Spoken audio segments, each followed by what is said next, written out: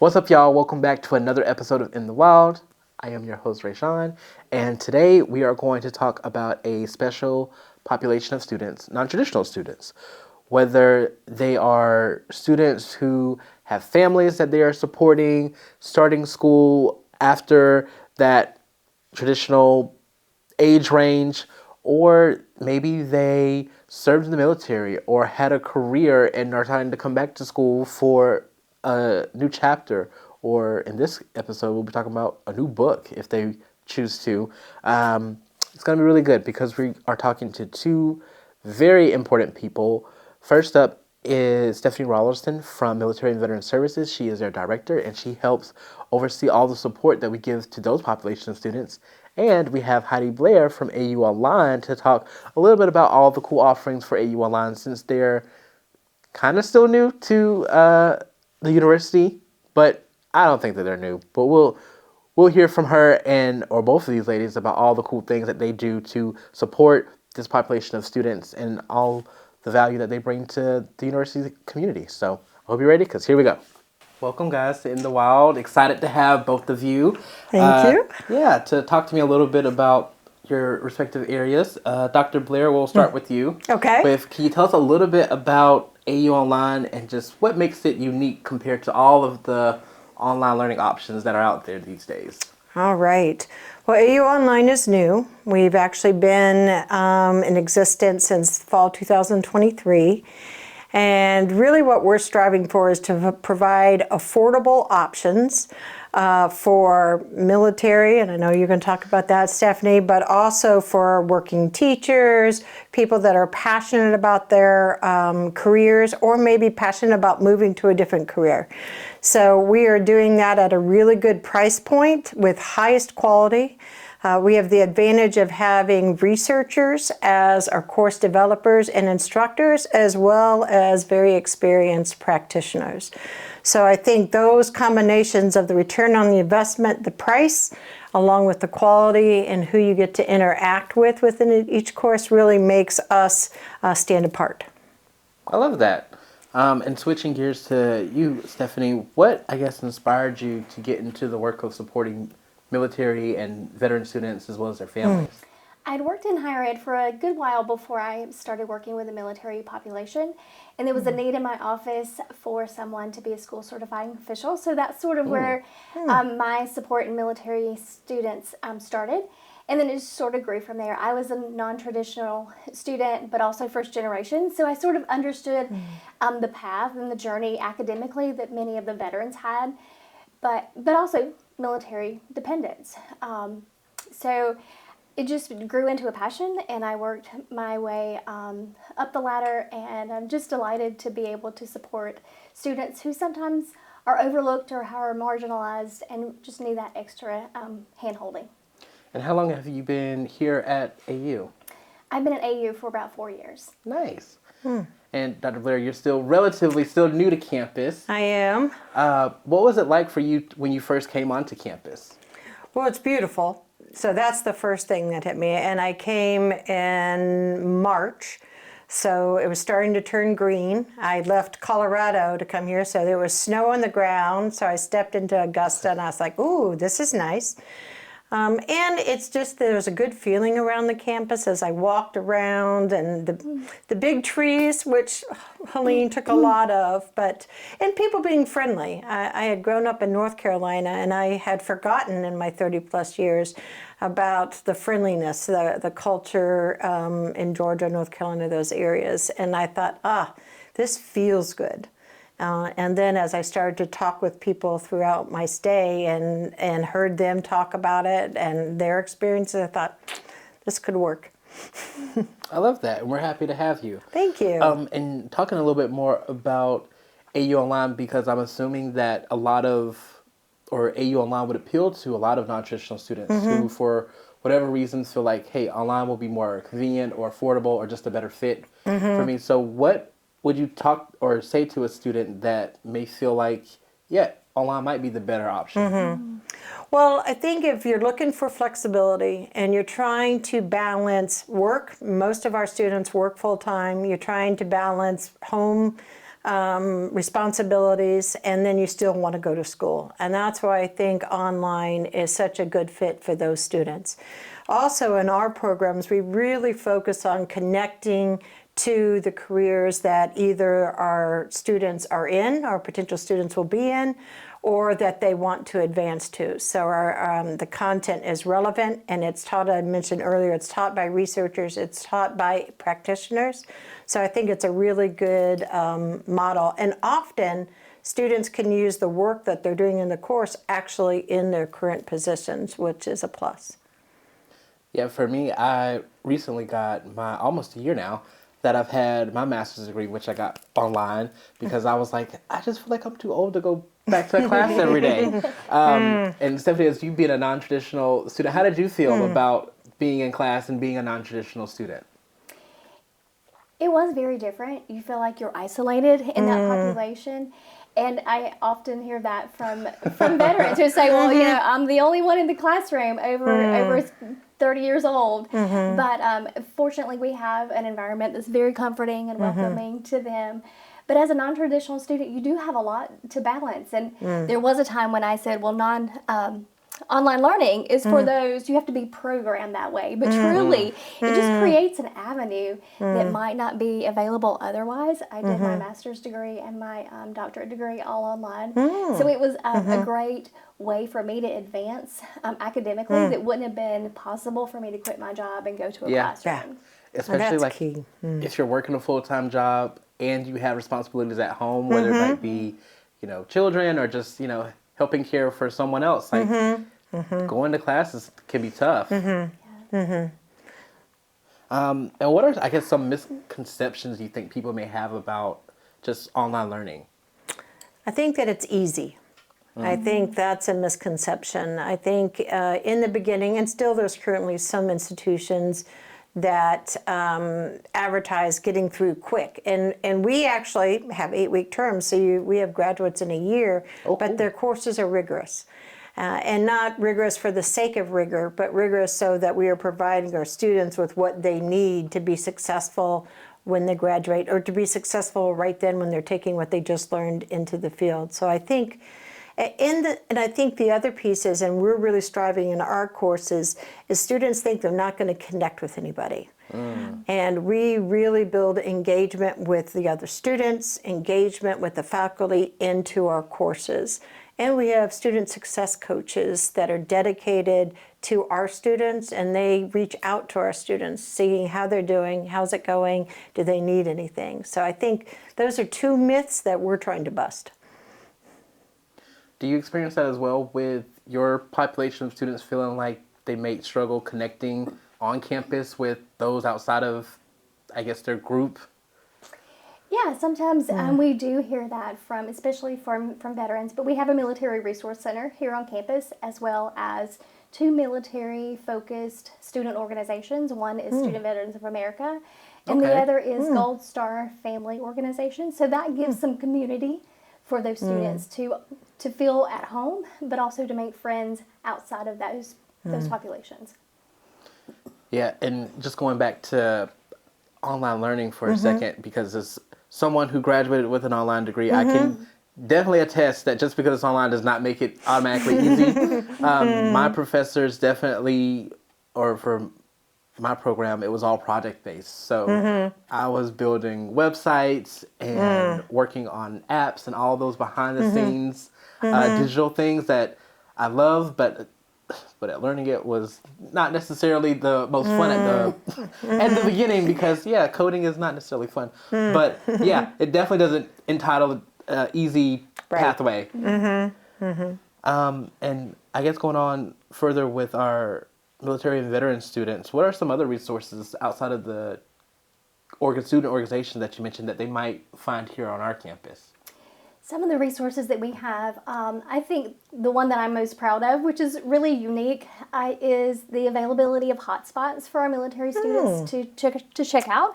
So we may have a reservist who has training once a month or a 2-week extended training period. And if they're in class, then that can create a barrier for their success. But they can come in, they can borrow a hotspot, take that with them. They have that connectivity while they're in the field and doing their training, but they can continue to work on their class assignments and just stay connected in that way. So when they come back, they're not behind, especially if they've been if they have a long training.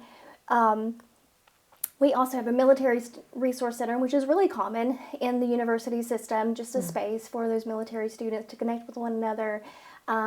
We have a bank of computers, we have a conference table, we have a place for them to just lounge. We also provide them with free water and snacks in that space. So that's something that's that we're proud to be able to provide to them, and also for our prospective students who are coming in, who are interested in what we have to offer. And sometimes higher ed can be intimidating. They don't know where to start, but we can offer one-on-one resources to them from application to graduation is how we market that support for them. So if they want to fill out an application and don't know where to start, and they need to apply for benefits and don't know where to start, we can certainly aid them in a one-on-one situation and make sure that all their questions are answered. Do you, I guess, help those students transition from military life to civilian life? Is that part of their experience here? That is built into some of our programming that we do for military students. That transition can just be difficult. Military is very structured, very rigid, and when you get to higher ed, we're a little more laid back and a little more flexible. So that alone can be challenging, especially for our veterans. And for our military dependents who have moved around maybe 12, 13 times during their K-12 career, really gives them a place to call home, for them to make connections and friends in those events that we host.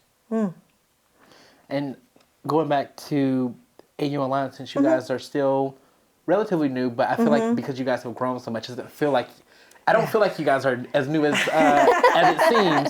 But what are some of the programs for a prospective student, whether they are undergrad or graduate, that would be looking at saying like, hey, I think this is for me, and I'm curious to see what you guys are offering right now.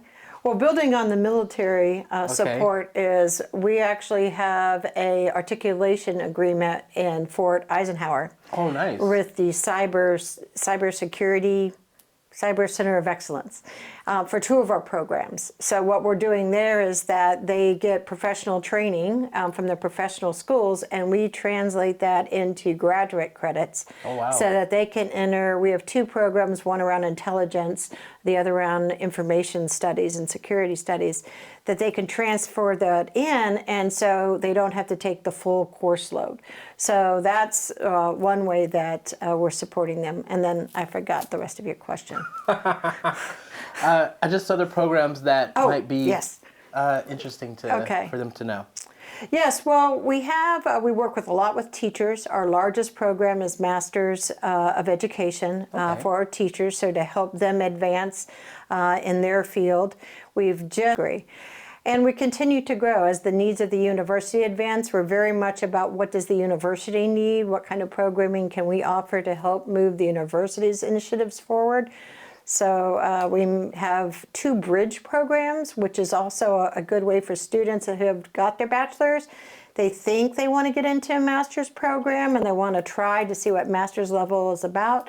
We have two bridge programs, one about cybersecurity and one for computer science. The gap. In fact, they're called bridge programs between undergraduate and graduate level education. I love that. And I think those type of programs can be really game changing, because if you're like me and very apprehensive about starting the next level for a master's degree, having that might ease the anxiety. Yeah, sticking your toe in the water. Yeah, just dip your toe in, see how you like it. I love that. And like you said, it actually counts towards your degree, so it's not like you're just taking it for fun or something. I love that. I guess any other final thoughts that students may not recognize for your respective areas, whether they are online or military veteran or dependent? Yeah, I'll start with that. With that answer, we have recently broadened how we identify our military students. Okay. And I think it's still surprising to me even that nearly 14% of our student population for the spring semester have a military connection. So we have about 700 or 800 that actually receive military benefits, but the footprint of the military student is much larger than we had anticipated. So I think that's something that's not well known, and the people might be surprised to know about our student population. And so how does that feel for you, seeing the impact that we are growing in that area of attracting a lot more students than we anticipated? And part of those students were already here. Okay. We just weren't counting them because they I didn't see. use military benefits. But now we've expanded that so we can provide communication, so we can provide support, so we can let them know about the events. And so again, just building that community, that engagement piece. So we're hoping that we can continue to grow our population. We have grown our benefited students population over the last few years. We actually have nearly 50% more students now than we did at the time of consolidation. Wow. So that population is growing, and we feel that with that, the population overall of military students will grow as well. So what about AU Online? I would say don't be too apprehensive. Okay. Give it a try. We have lots of support, just as she was talking about. We have supports from admissions all the way through graduation, and that we're here so that you can be successful. And so just try it, talk, come in and not come in. Well, you can't come in. We have an office on campus. Nobody ever comes into the online campus office, though. But, reach out. We'd be glad to have conversations with you, and that you're supported all the way through. You'll connect with faculty. And if you run into a tough spot or something, we're there to support that. So we're flexible in that we want you to be successful as life allows you to be. And we will work with you so that you can make it to the graduation. Well, for all of y'all that are watching, stay tuned because we got more of these guys, a little fun stuff when we come back.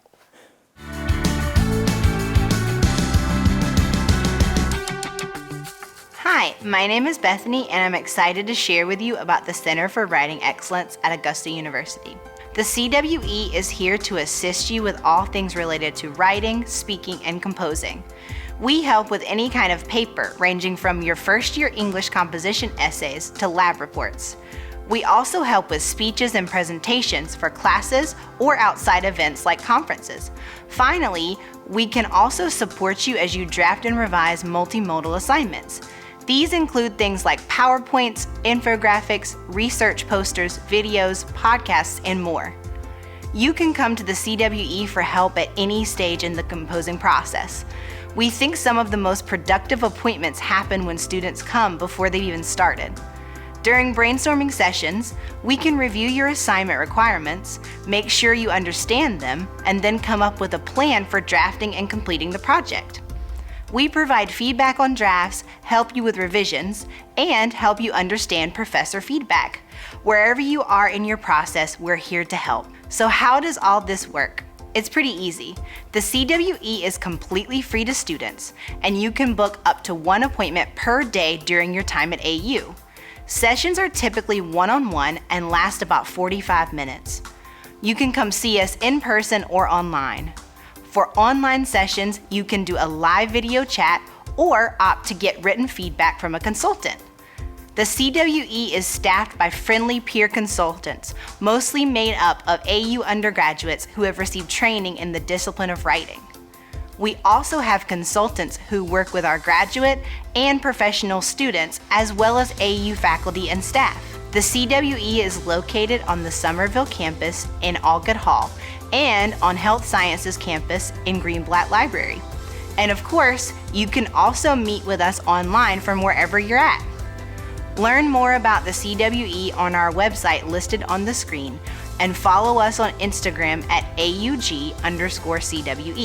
We can't wait to work with you and wish you the best on your AU journey.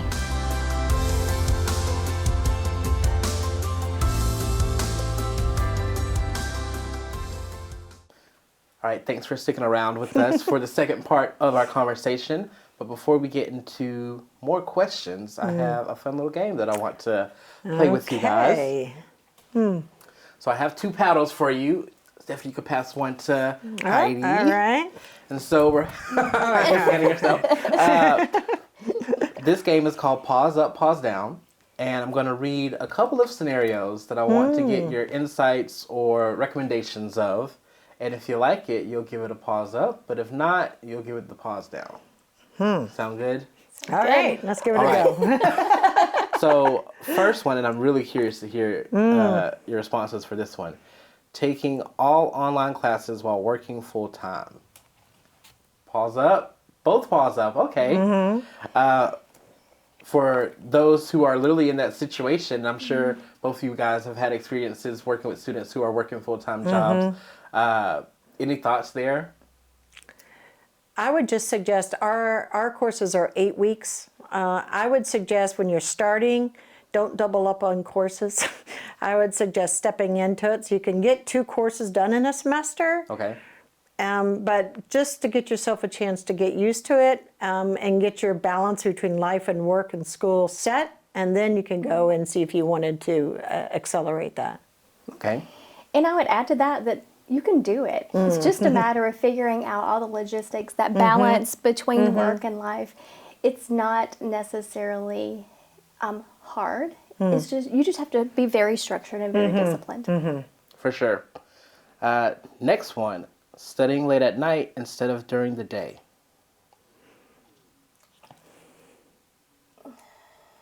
Both say pause up. Okay. A little hesitation for me. I was like, oh, I don't know. Why studying at night for you guys? Well, if you're working during the day, that's really the only time you can get a set amount of time to study. When I was earning my PhD, I was working full time. And so I had to study at night because I needed a block of time rather than lunch and break. And some people can do that, and I guess you have to find your own way that works for you, but night worked for me. And I would agree completely. You have to find what's right for you. Where studying at night might have worked for the two of us. For someone else, it might be that they need to break that up in smaller bits throughout the day.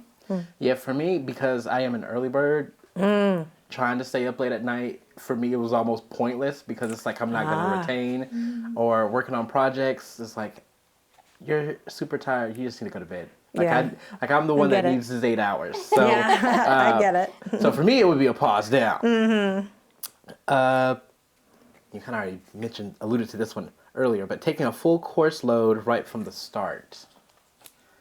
Both pause down. It's like we cheated. We saw the questions beforehand.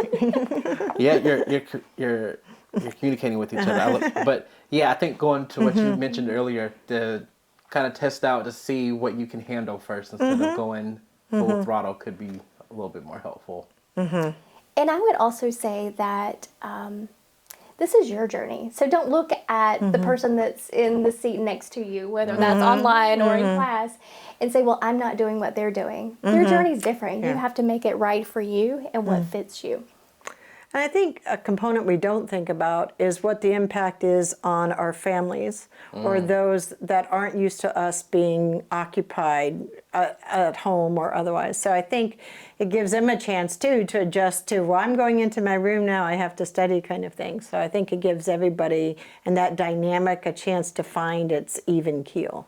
That makes sense.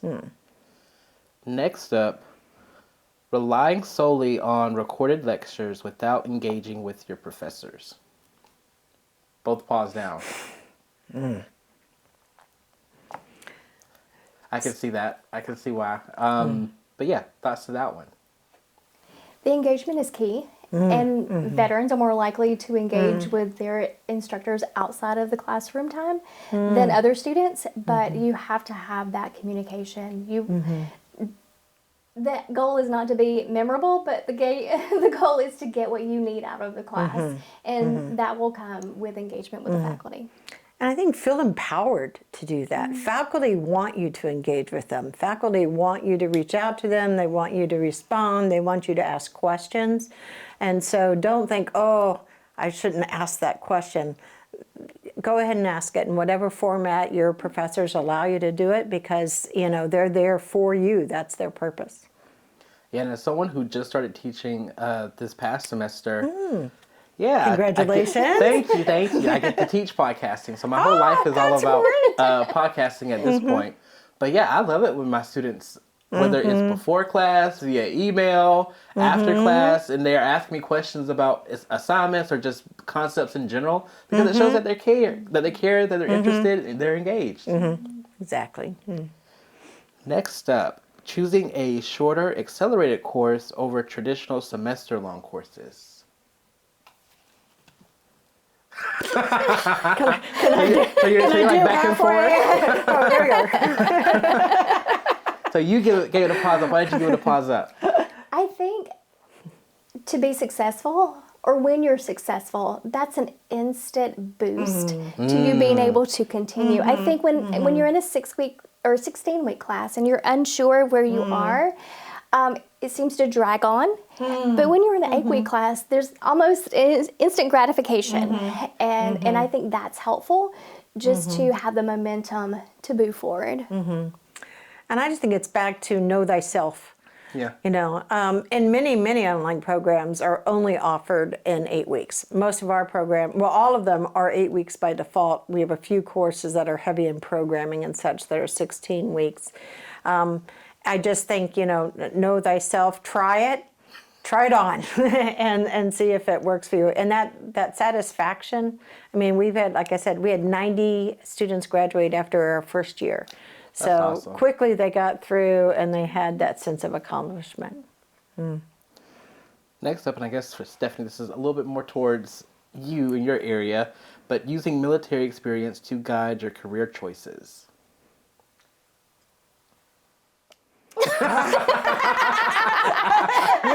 Okay, so you're kind of back and forth too. I'm neutral on that. Many veterans choose something that's outside of what they did in the military. And there's reasons for that. Sometimes I say that their military experience was not necessarily a different chapter, but a different book in their life.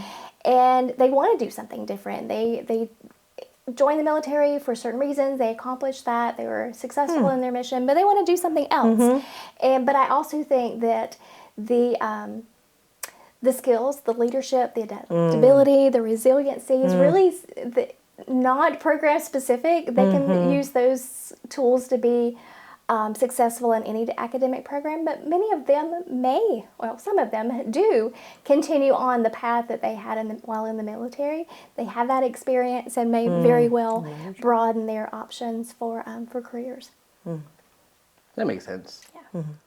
So kind of take what can be transferred, but also kind of keep your mind open to the new book. Yes, the new book.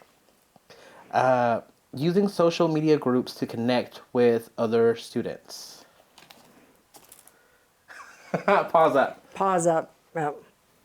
I think it's all about building relationships, building a sense of community, having a group that is your group. I mean, if you're not, and when you're online and you can't come to campus, you're not seeing other students, social media really is a great way of connecting between courses. You found somebody you study well with.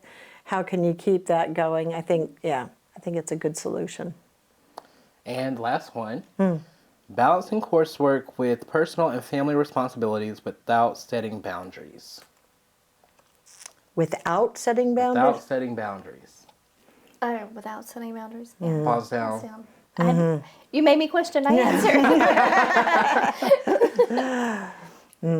Yeah. I think what I was saying earlier about families have to get used to it.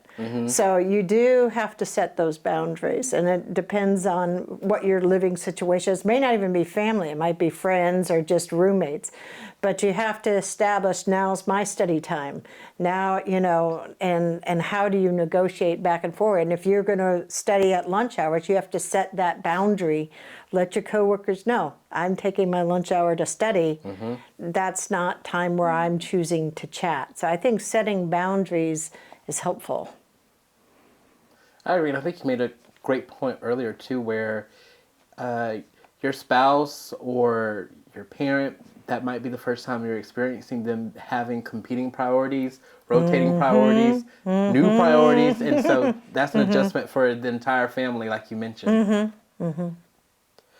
Well, I think y'all did a great job with pause up, pause down. Pause up for pause up, pause down. And as we kind of just start to close things up here, what advice would you give to someone, Dr. Blair, that's considering taking up any program with AU Online right now? I would say go on to the website, take a look at what's there, think about what your interests are, where you are right now, where do you want to be when you finish the program? So what are you trying to get out of it? And then reach out. There's all over our website, there's different places to reach out and just start that conversation and think you said you can do it. You know, just take the first step and take it on your time schedule, but take that first step. And Stephanie, if you could just kind of sum up in a few words, just Military and Veteran Services commitment to its students, what would it be? That would be to provide students with the support that they deserve in an environment that's comfortable and supportive. And where can they go to learn more about you guys? Because you don't offer resources just to people currently enlisted, but also veterans, their families, the whole network, I guess. Right. Veterans, active duty, veterans, dependents, spouses, reservists, National Guardsmen, all of those. Everybody. They can find us at augusta.edu/military. And we have our staff, our phone numbers, our resources, information on the various educational benefits, not only through the VA, but also the DoD on our website. Well, thank you guys for talking to me today. I feel super informed about both your areas. Although I think I'm good with my master's degree, I'm still gonna check out. I'm still gonna check out AU Online, even though people keep telling me to go back to school. So we'll see. But yeah, thank y'all so much for chatting with me today. Thanks for the opportunity. Yeah. All right, y'all. I hope you enjoyed that episode. I certainly did enjoy learning more about how AU Online and Military and Veteran Services support non-traditional students, because we do have a lot of non-traditional students on our campus. And if you are a non-traditional student, thank you for deciding to choose AU as your place to help you launch into your new career. And if you like this episode, I want you guys to tell us. So like, subscribe, do all of the things so that way we can let us know what you enjoy most. And until then, I will see you guys in the next one. Go Jags!